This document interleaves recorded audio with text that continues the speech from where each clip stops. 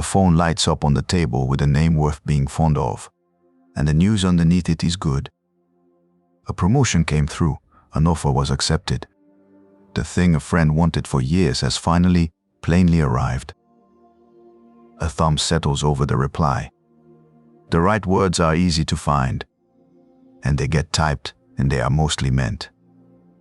But the gladness that ought to rise with such news somehow does not, and something flatter settles into its place. A moment later, quieter than the news itself, a second thought arrives from the inside, and that one is not about the friend at all. Set the moment down slowly, because it passes in a second and deserves far longer than a second. An ordinary afternoon holds nothing remarkable anywhere in it, and then a message lands that belongs entirely to another life. A friend has been promoted into the role that was quietly wanted on both sides of the table. A former classmate has published a book they used to describe on long evenings, back when it was still only talk. A cousin has bought a first house, and the photographs are already posted, the bare rooms crowded with plans. The congratulation gets written the way such things always get written. The words sit warm on the surface, correct in every part, and sincere across most of their length. Beneath those warm words, though, there runs a coolness that nobody chose and nobody would ever say aloud. This coolness is not hatred, and not quite resentment either. Only a small gray flatness where a bright feeling was expected, one that stubbornly refuses to brighten. The strangest part is how hard it is to name from the inside. A person can reread the message twice, half hoping the warmth will start on the second pass, and feel the same quiet nothing where it should have been. Here the afternoon would pass unremarked, if the mind would only leave the flatness alone. It will not leave it alone. A moment after the coolness lands, the attention pivots away from the friend's good news, and swings back onto the person who felt the dip, and it hands down a ruling. Something must be wrong with me. A better person would simply be glad. A generous heart would not have gone cold for even a single second. And so a piece of good fortune that belongs wholly to somebody else becomes the raw material for a private accusation, folded up small and carried quietly through the rest of the day. Two separate things happen in that sequence, not one, and nearly everything ahead depends on holding them apart. The first was a feeling, the dip, which came on its own, unbidden, asking no permission and offering no account of itself. The second was a sentence laid deliberately across that feeling, announcing that it knew exactly what the feeling proved about the one who had it. A dip is only weather. A verdict is a court. Most of the ache that trails a friend's good news never lived in the weather at all. It lives in the court that convenes on top of it. The two are glued so tightly together that they arrive looking like one event wearing one obvious meaning. Prise them apart even slightly, and the obvious meaning comes loose in the hand. A cool second on hearing good news establishes nothing whatever about a character until a further and wholly separate act of mind steps in to insist that it must. How that further act happens, how a plain comparison manages to harden into a sentence about the self, is the machinery worth watching next. Begin with the move the mind makes in the half-second after news lands. It compares, and that much is nearly reflexive, nearly harmless standing on its own. Two lives get set down side by side, the reported one and the lived one, and a gap opens in the space between them. The trouble does not start with the gap. It starts with what the mind refuses to let the gap remain. Watch the speed of the translation, because the whole trick lives in the speed. The plain fact is only this: somebody received a thing that another would also have liked to receive. No cruelty hides anywhere inside that fact, and no defect lurks beneath it. Wanting a good thing is simply what a living creature does all day long. Yet the fact is rarely allowed to stay plain for long. Wanting gets converted into lacking, and lacking gets converted into failing. And inside a single breath, the tally no longer reads, "I would have liked that." It reads instead, "I am the sort who did not get it, and cannot even be glad that another did." Take two people who started at the same studio, in the same month of the same year. They learned the same tools, complained about the same clients, ate lunch at the same 3 places. One of them is made lead.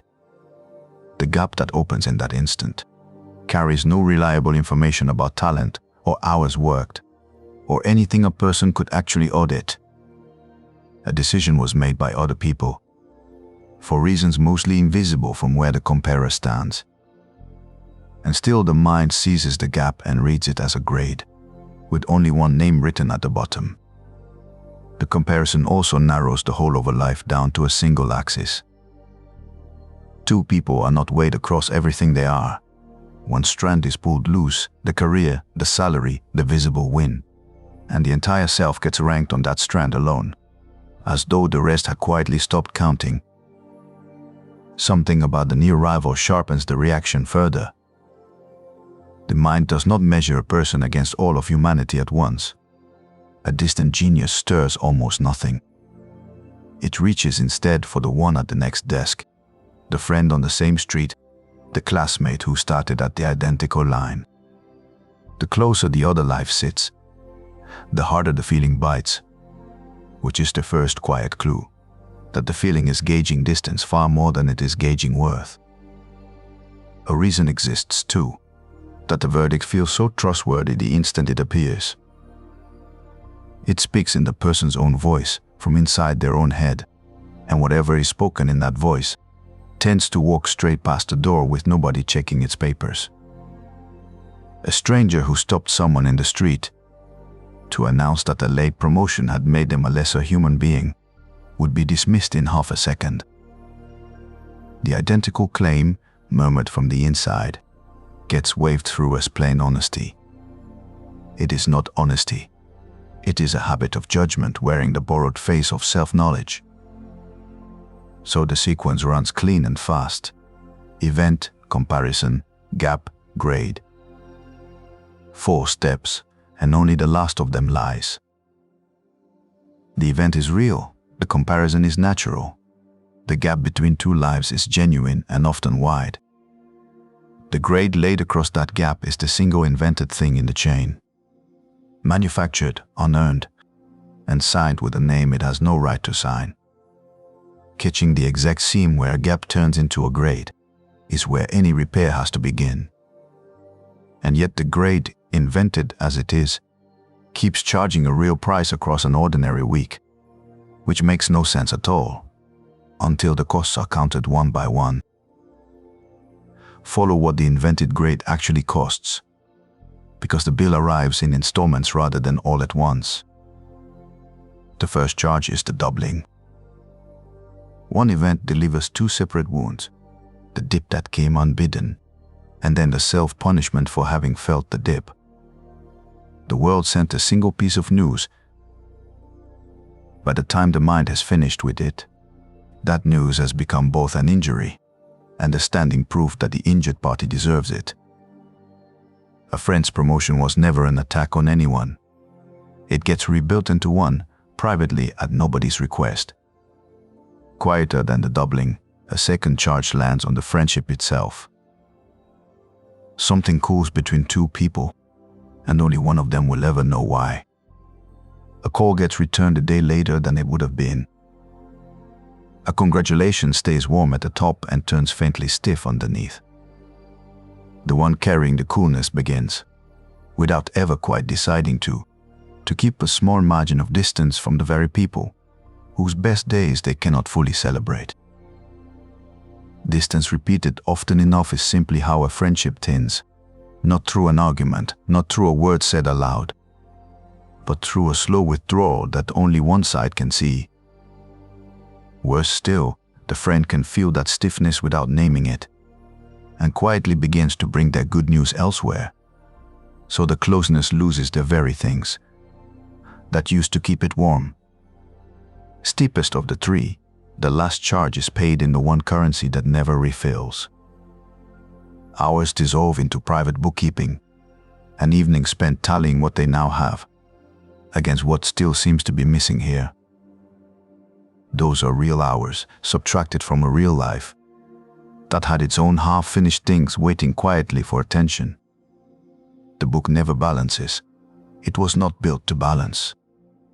It exists only to be reopened the next time a comparison offers itself, and each reopening spends more of a supply that arrives in a fixed and shrinking amount. Add the doubling, the cooling, and the spent attention together, and the shape of the loss becomes clear. Nothing was taken by the friend. Everything was spent by the one who envied. The friend's good day went on being good, entirely regardless of who watched it and how. Meanwhile, a whole evening got poured into a comparison that produced nothing anyone could keep on either side of it. Most of this now happens against a lit screen. The old habit of glancing over a neighbor's shoulder has been rebuilt into a feed, scrolled last thing at night and first thing on waking, an endless parade of other lives at their brightest. Each post is a single frame chosen out of 1,000, the finished thing held up, and the long grinding labor behind it cropped neatly out of shot. Somebody sets a whole full day of their own. Dull hours, unglamorous hours, the parts nobody photographs, against a passing strip of everyone else's best seconds, and then calls the difference a fair account. It was never a fair account, and it was never engineered to be one. The engineering runs entirely the other way. None of this makes the person cruel, and none of it makes them small. It makes them someone who has faced the wrong direction for a while, mistaking a neighbor's best frame for the true measure of their own ordinary day. A direction is a habit, not a character, and a habit can be turned. But turning it requires being honest about the harder possibility the account has quietly skipped, that sometimes something really was taken. Everything so far has leaned on a reassuring claim that nothing was actually lost, that the door stood as open after the news as they had stood before it. Held up to real life, that claim is sometimes simply false, and the argument is worth nothing if it will not say so plainly. Some competitions are genuinely zero-sum, and some losses are real losses. Two people apply for the one open role. A single seat exists, one of them takes it, and the door they both reached for is now shut to the other, not in feeling, but in fact. That is not a misperception to be gently corrected. It is an outcome, and it is a loss. The same holds for the one grant with 40 applicants, for the one tenure line in a department that will not open another for a decade, for the one house on the street that both couples can afford this year, for the one person two friends quietly hoped for. Telling anyone standing in that exact spot that another's success costs them nothing is both false and faintly insulting. So the honest picture carries two columns, not one. In the first column sit the genuinely scarce goods, the single roll, the last affordable house, the one prize that cannot be shared by its nature.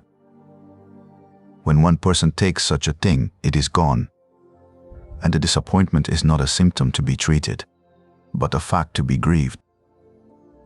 Pretending otherwise is not philosophy. It is a lie told in a soothing voice. In the second column, far more crowded, sit the goods that only look scarce. A colleague's competence consumes none of the competence available to anyone else. A friend's steady marriage draws nothing from a common tank of steadiness that everyone must now share out thinner. A stranger's fluent, easy talent leaves the whole supply of talent exactly where it was. A neighbor's child thriving at school takes nothing from any other child's chance of thriving as well. Most of what gets envied belongs in the second column, while feeling in the moment as if it belonged to the first. Envy's most reliable trick is to file an abundant good under scarcity and charge full price for the error. Even the first column, though, does not hand the verdict back its authority. Suppose the loss was real and the door truly closed. The role went to the colleague and the seat is filled. That outcome still is not a measurement of anyone's worth. It was a decision made by particular people on a particular day, under pressures that had little to do with the two names on the short list. A closed door is a fact about the door. It is not a sentence passed on the one left standing outside it. The winner, often enough, is carrying private losses of their own that never show across the gap, which is one more reason the ranking was never as clean as it felt from one side of it. The right response there is grief, clean and finite, and then a turn toward the next thing, not a private trial with a foregone conviction, which leaves a sharper problem than the one we began with. If some losses are real and some are invented, if some scarcity is genuine and some is only a trick of attention, then a person needs a way to tell the two apart, without lying in either direction, without pretending a real loss away, and without self-conviction over a loss that never happened. That tool is exactly what the Stoics were building. Epictetus taught in a plain room, to people who arrived carrying precisely this kind of trouble, and he opened his handbook with a distinction so simple that most readers step straight over it. Some things are up to us, he said, and some things are not. Up to us are our own judgments, our aims, what we choose to pursue and what we choose to refuse. Not up to us are our reputation, our office, the body's luck, and, decisively for this, the outcomes that belong to other people. Set the envied thing against that line, and watch which side it lands on. Another person's promotion, another person's finished book, another person's settled home all drop cleanly onto the far side. None of it was ever ours to grant or ours to withhold. No quantity of feeling shifts a hiring committee's decision by a single inch after the fact. The mind pours enormous effort into precisely the class of things it cannot touch, and it calls that effort caring, when it is closer to straining against a door that was never fitted with a handle on this side. Folded inside that first distinction sits a second one, and the second may be the more useful of the two.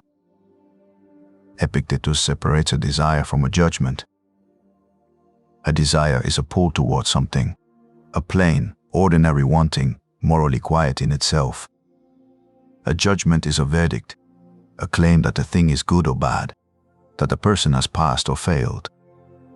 Envy presents itself, from the inside, as a judgment about the self. I am small, I am mean, something is wrong with me.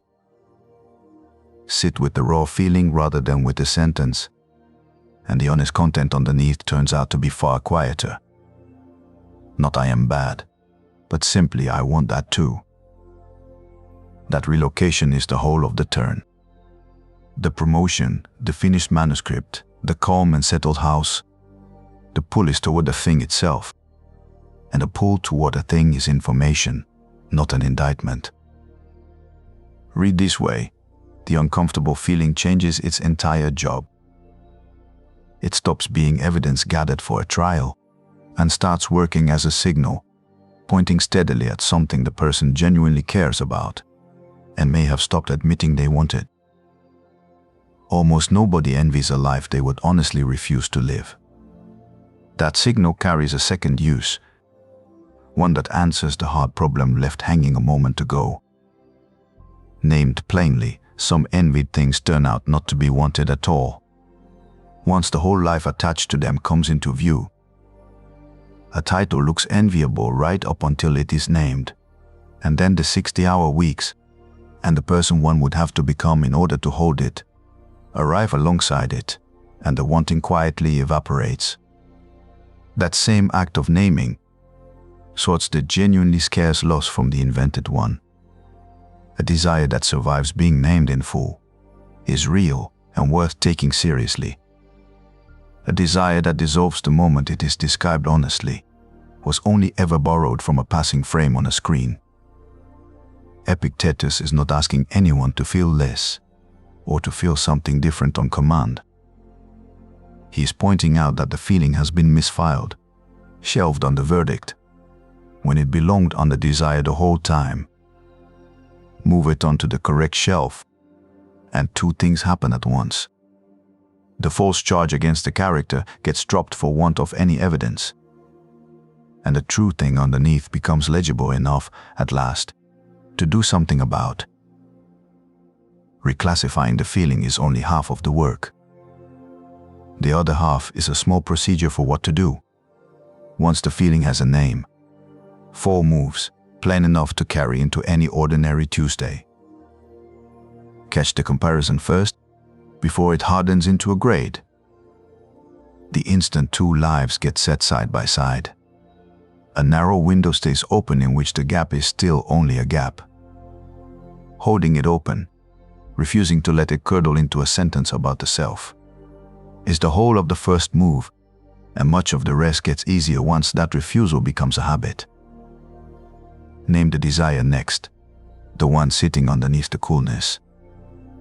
Not the person and not their entire life, but the single specific good the feeling is actually pointing at. The work, the security, the recognition, the ease. Named as one concrete thing, it stops being a shapeless cloud of shame and becomes an object that can be looked at directly, reasoned about, and possibly pursued. Sorting comes third. The real want has to be separated from the borrowed one. Hold the named thing up against the full life that carries it, not the single bright frame, but the entire picture, the cost included. Some survive that inspection and stay solid. Others thin out and vanish, which is not a failure but a genuine result, one less thing to ache over by mistake. The 4th move decides without heat whether the surviving want can be pursued down a path that is honestly one's own, and then takes a single modest step. The envied book points at a wish to write. The honest answer is 1 hour set aside on one particular morning for a page of one's own. The envied calm points at a life run too fast. The answer is one thing lifted out of an overfilled week.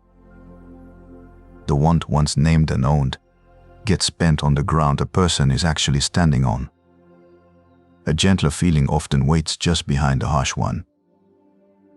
When the ranking drops and the false scarcity clears, what is frequently left in the exact place the envy stood is something much nearer to admiration. The colleague's skill, the friend's good fortune, the stranger's finished work. The same object can be read as a threat or read as evidence that the thing is genuinely possible. Admiration and envy stare at the identical fact. They part only on whether the good is quietly believed to be shared or believed to be rationed. The procedure has firm limits, and pretending otherwise would undo it. It cannot command gladness to arrive on schedule. Warmth returns by the removal of what blocked it, never by an order issued to the heart. Naming a desire does not secure the thing desired. The page still has to be written, and it may still be refused. Some wants point at doors that circumstance or timing or age have genuinely closed, and there the honest move is grief and redirection, not a doomed pursuit. What the practice does reliably is smaller and truer than a cure. It retires the second injury, the shame, far sooner than the first, the dip, and it asks nobody to perform a warmth they do not yet honestly feel. So the 4 moves gather into one motion. Catch the comparison, name the want. Sort the true from the borrowed, and take one step that genuinely belongs to this life. What remains is to watch the whole thing run once more from the beginning. The phone on the table, the good news, the thumb resting over the reply. The same message arrives again, on another ordinary afternoon, with the same font name above it. The coolness may still turn up. The practice never promised to abolish the dip. But it reads differently now, a signal rather than a sentence. A reading taken on a desire that has been waiting to be named, not a verdict handed down against a character. The reply can be warm without pretending, because nothing now needs to be hidden underneath it, and the one beneath the coolness has a name, and perhaps a next step already waiting on a particular morning. The inability to feel glad was never a flaw carved into the self, and never proof of being mean or small or beyond repair. It was a comparison that hardened too fast into a verdict, laid over a plain and nameable desire, that pointed at something still genuinely wanted. Another person's good fortune was never ours to hold, and it never measured anyone's worth. Gladness tends to return on its own. Once the false scarcity and the false verdict are gone, though it is never forced ahead of the work. If this named something you recognize, say so underneath, the one success you find hardest to feel glad about, and beneath it, the thing you might actually want. For more of these quiet arguments toward a steadier mind, subscribe and stay a while.